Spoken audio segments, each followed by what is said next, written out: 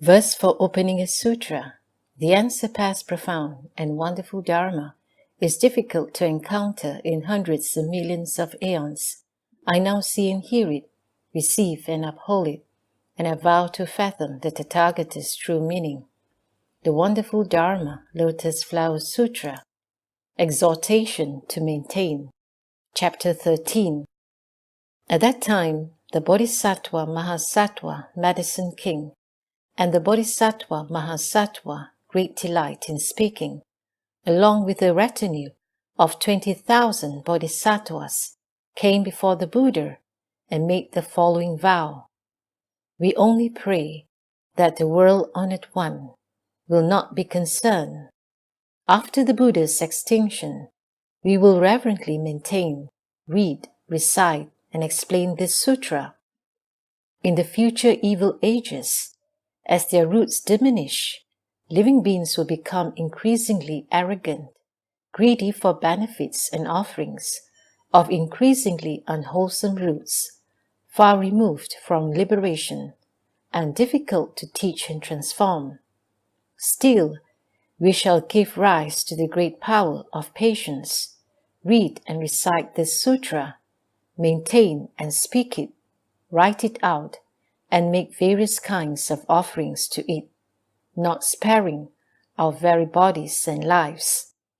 Then the 500 Arahats in the assembly, who had received predictions, spoke to the Buddha, saying, World-honored one, we too vow to speak this sutra extensively in other lands.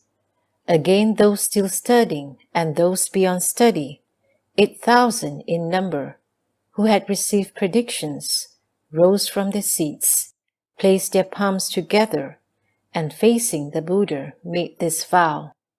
World-honored one, we too will speak this sutra extensively in other lands. Why? The people in the Saha world are for the most part evil, arrogant, of scanty merit and virtue, hateful, turbid, flattering, and deceitful, their hearts untrue. The Buddha's foster mother, the Bhikshuni Mahaprajapati, together with 6,000 Bhikshunis, both those still studying and those beyond study, rose from their seats, single-mindedly joined their palms, and gazed at the honored one's countenance without removing their eyes for an instant. The world-honored one then spoke to Gautami, saying, Why do you stare at the thus come one with such a worried expression?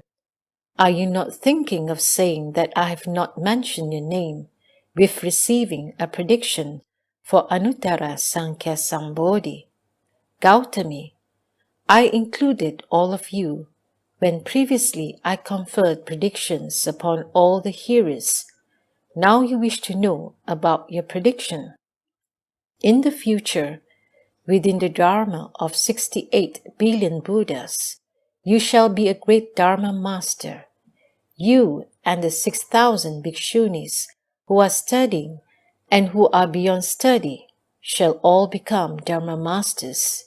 In this way, you shall gradually perfect the Bodhisattva path and become a Buddha by the name of Thus Come One, upon whom all beings look with delight, one worthy of offerings, of right and universal knowledge, perfect in clarity and conduct, well gone one, who understands the world, supreme Lord, regulating hero, teacher of gods and humans, Buddha, world-honored one, Gautami, the Buddha upon whom all beings look with delight, and the 6,000 Bodhisattvas will successively confer predictions.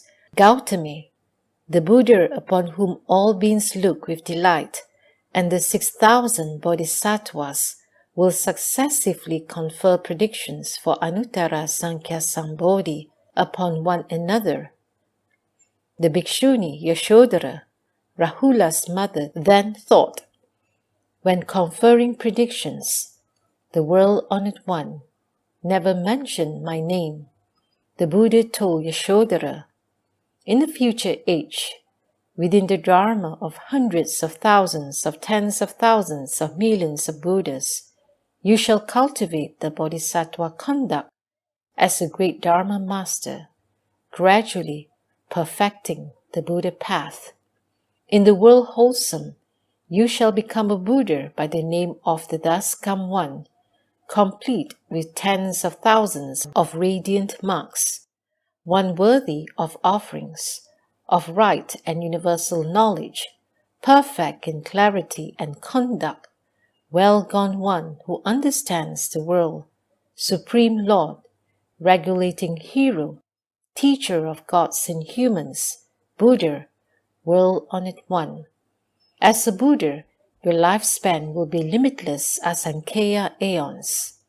At that time, the Bhikshuni Mahaprajapati and the Bhikshuni Yashodhara, together with their retinues, all rejoiced greatly, having gained what they never had. They spoke these verses in the presence of the Buddha. The world-honored one, our leader, brings tranquility to gods and humans. Hearing this prediction, our hearts know perfect peace. When they had finished speaking this verse, the Bhikshunis said to the Buddha, World-honored one, we too shall extensively proclaim this sutra in other lands. At that time, the world-honored one, look upon the 80 billion nayutas of bodhisattvas mahasattvas.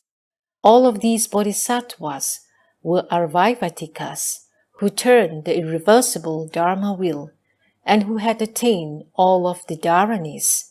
They immediately rose from their seats, went before the Buddha, single-mindedly with palms joined, and thought, if the world-honored one were to command us to maintain and speak this sutra, we would follow the Buddha's instruction and vastly proclaim this Dharma. They further thought, the Buddha is silent now and gives no command. What should we do? Then all the bodhisattvas, reverently complying with the Buddha's will and wishing to fulfill their own past vows, went directly before the Buddha and uttered the lion's roar, proclaiming this vow. World-honored one, after the Thus Come One's extinction, we shall circulate throughout the 10 directions to lead living beings to copy out this sutra, to receive, maintain, read, and recite, and explain its meaning, to cultivate in accord with Dharma, and to keep it properly in mind. All through the awesome power of the Buddha, we only pray that the world-honored one, although dwelling in another direction, will lend us his protection from afar. At that time, all the bodhisattvas in unison raised their voices to speak these verses. Pray, do not be concerned. For after the Buddha's extinction, in the frightening evil age, we will vastly preach. There are ignorant people with evil mouths will revile us, or even beat us with knives or staffs, but we will endure it all. Bhikshus in the evil age, with deviant knowledge and flattering crooked minds, who claim to have gained what they have not, have minds filled with arrogance. Some may appear to be aranyakas, for they wear rags and dwell in the wilds. But although they claim to be on the true path, they scorn those who live among people, coveting profit and offerings. They will speak Dharma to the white-robed, and be held in reverence by the world as arhats with the 6 penetrations. These people harbor evil thoughts, always thinking of vulgar worldly matters. Falsely claiming themselves as aranyakas, they will take delight in pointing out our faults, saying things like, all of these bhikshus are greedy for profit and offerings, and so they preach externalist doctrines. They have written the sutras themselves, to deceive and confuse worldly people. All for the sake of reputation, they will single out this sutra. And in the midst of the multitude slander us, before the kings, ministers, Brahmans, and lay people, and even to other bhikshus, attempting to defame us, they will say, "These are people of deviant views, who preach an externalist doctrine." Because we revere the Buddha, we will endure all of this evil.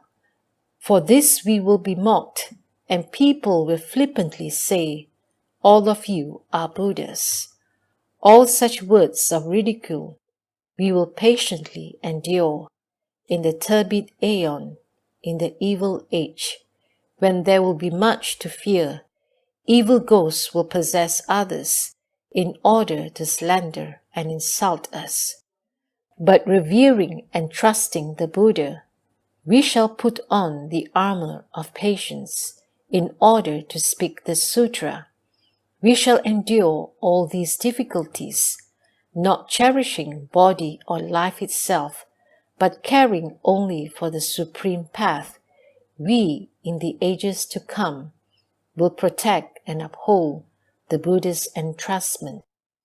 As the world-honored one himself knows, in the turbid age, evil bhikshus, not knowing of the Buddha's experience, whereby the Dharma is spoken appropriately, will frown and speak ill of us, repeatedly banishing us from stupas and temples. So will be the host of evils.